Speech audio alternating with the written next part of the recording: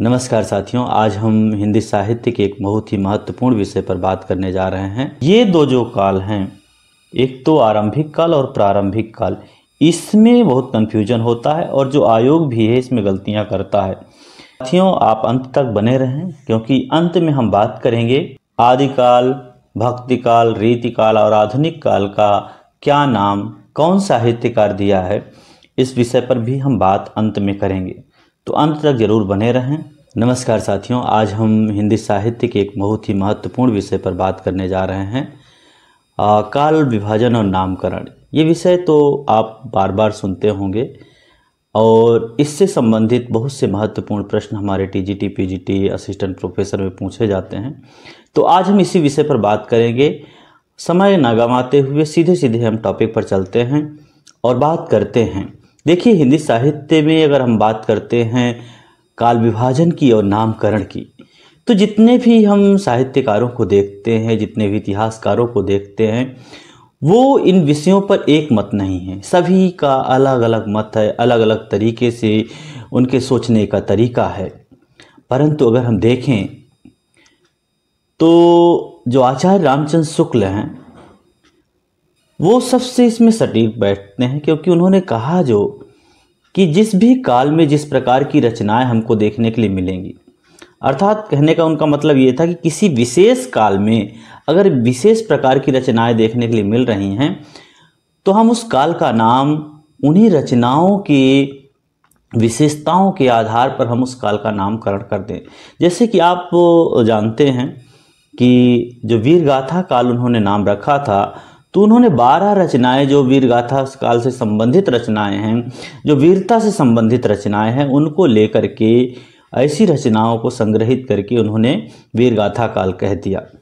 हिंदी साहित्य की शुरुआत की अगर हम बात करें तो अगर हम देखें कि जॉर्ज ग्रियर्सन हैं, जैसे राहुल सांकृत्यायन है, राम कुमार वर्मा है, डॉक्टर नगेंद्र ने, ये 7वीं शताब्दी मानते हैं और काल विभाजन और नामकरण का पहला प्रयास जॉर्ज ग्रियर्सन ने किया है।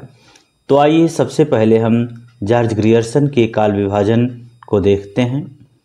उन्होंने पहला जो चरण माना, उन्होंने कहा चारण काल, ये 700 से 1300 तक। दूसरा वो मानते हैं 15वीं सदी का धार्मिक पुनर्जागरण, फिर जायसी की प्रेम कविता, ब्रज का कृष्ण संप्रदाय, मुगल दरबार, तुलसीदास, फिर रीति काव्य, ये रात जो लिखा है यहाँ रात नहीं होगा, रीति काव्य होगा, रीति काव्य।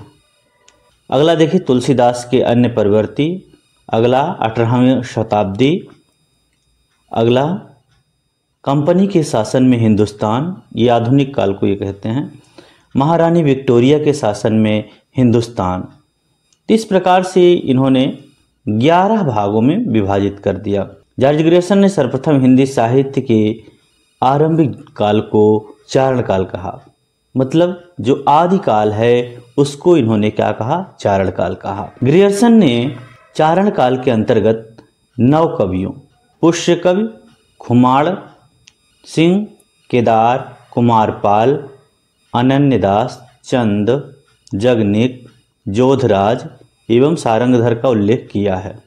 ग्रियर्सन ने अपने इतिहास में केवल प्रवृत्तिगत काल विभाजन किया है। ग्रियर्सन ने कालों का नामकरण एक आधार पर नहीं किया है। मिश्र बंधुओं का काल विभाजन में उन्होंने पहला जो काल माना आरंभिक काल, इसको भी इन्होंने 2 भागों में विभाजित किया। पूर्व आरंभिक काल, ये 700 से लेकर के 1343 विक्रम संवत तक आता है। उत्तर आरंभिक काल 1344 से 1444 विक्रम संवत। माध्यमिक काल, पूर्व माध्यमिक काल, ये 1445 से 1560 विक्रम संवत तक। और प्रौढ़ माध्यमिक काल 1561 से 1680 विक्रम संवत तक। इसके बाद अलंकृत काल, अलंकृत काल, पूर्व अलंकृत काल 1681 से 1790 तक विक्रम संवत और उत्तर अलंकृत काल 1791 से 1889 ईस्वी तक माना जाता है, विक्रम संवत तक माना जाता है।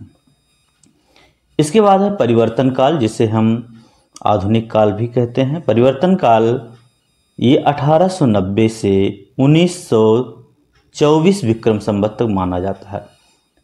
फिर वर्तमान काल 1926 विक्रम संवत से अब तक का जो समय है ये वर्तमान काल के अंतर्गत आता है।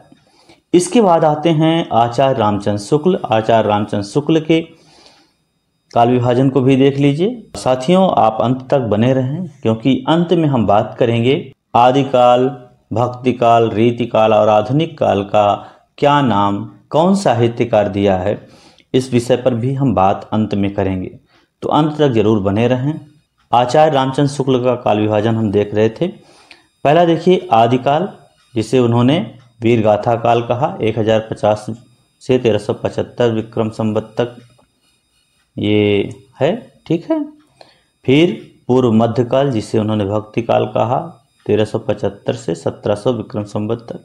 उत्तर मध्यकाल, जिसे हम रीति काल, यहाँ पर रीति काल देखिए गलत लिखा, रीति काल 1700 से 1900 तक।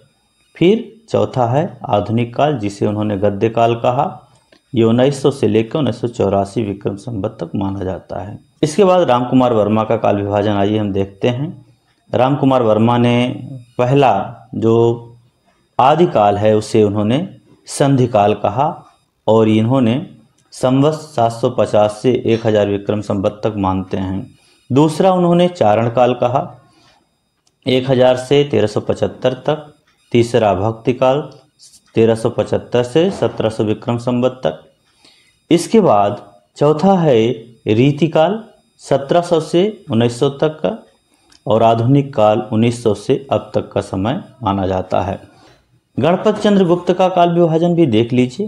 पहला है आदिकाल, सन 1184 से 1350 ईस्वी तक का समय गणपत चंद्रगुप्त आदिकाल का मानते हैं। पूर्व मध्यकाल 1350 से 1600 तक, और उत्तर मध्यकाल 1600 से 1857 तक, और आधुनिक काल 1857 से अब तक का समय माना जाता है। साथियों, आइए डॉक्टर नगेंद्र प्रसाद का काल विभाजन देख लेते हैं।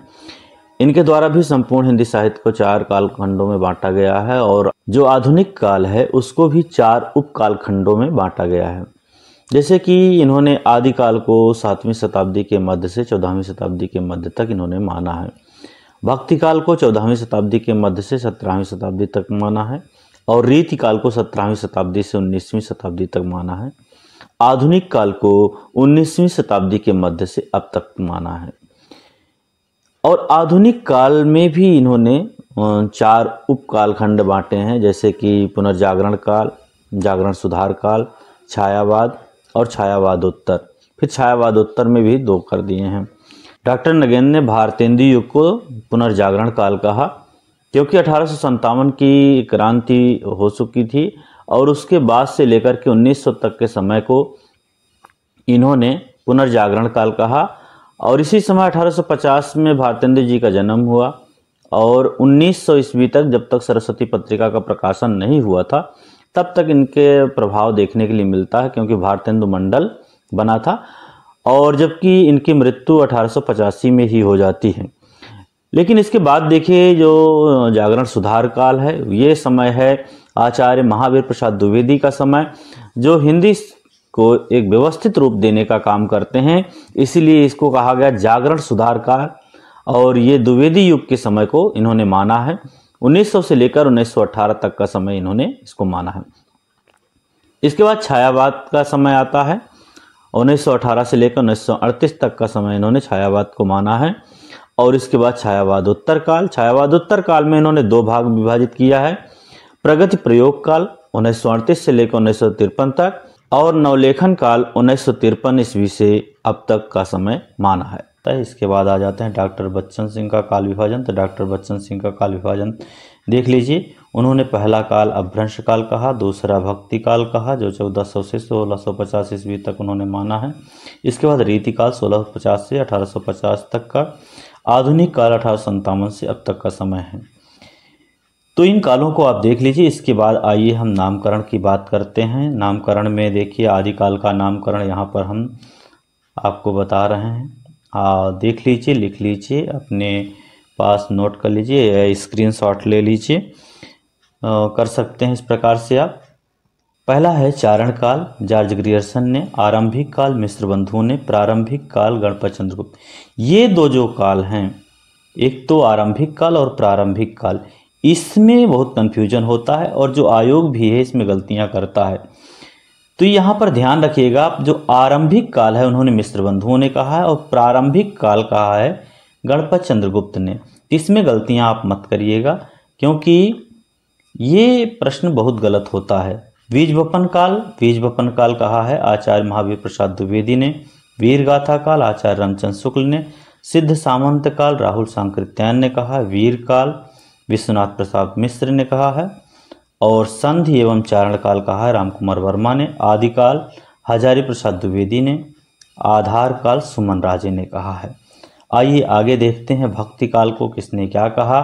भक्ति काल का नामकरण देखिए, नामकरण किसने किया, कौन साहित्यकार हैं।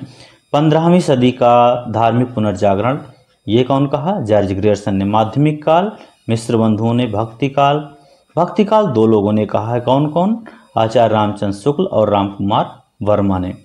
पूर्व मध्यकाल हजारी प्रसाद द्विवेदी ने। सूफी भक्ति युग राहुल सांकृत्यायन ने।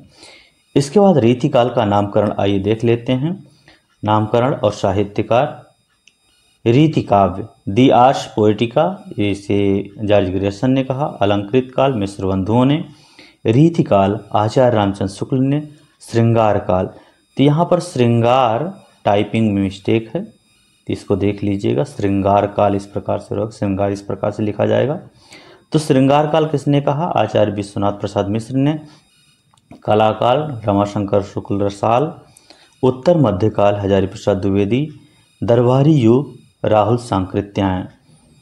तो इनको लिखते जाइए आप लोग। इसके बाद आधुनिक काल की बात करते हैं। आधुनिक काल को किसने क्या कहा, कंपनी के शासन में हिंदुस्तान जॉर्ज ग्रियर्सन ने। परिवर्तन काल मिस्र बंधुओं ने कहा। गद्य काल आचार्य रामचंद्र शुक्ल ने कहा। आधुनिक काल हजारी प्रसाद द्विवेदी ने कहा। नवजागरण काल राहुल सांकृत्यायन ने कहा। इसके बाद आइए देखते हैं डॉक्टर उदय नारायण तिवारी, डॉक्टर गोविंद त्रिगुणायत और डॉक्टर महेंद्र नाथ दुबे द्वारा भाषा की दृष्टि से किया गया काल विभाजन कैसा है और इसको उन्होंने क्या कहा है। पृष्ठभूमि काल में मतलब शुरुआत समय में उन्होंने कहा अवहट्ट भाषा। उन्मेष काल जो अपने उफान पर था, बढ़ रहा था, उस समय उन्होंने कहा कि इस समय भाषा ब्रजबोली, पुरानी ब्रजी, कौरवी, खड़ी बोली एवं अवधी का प्रयोग हुआ। पूर्व भाग ब्रजभाषा और अवधी, उत्तर भाग खड़ी बोली।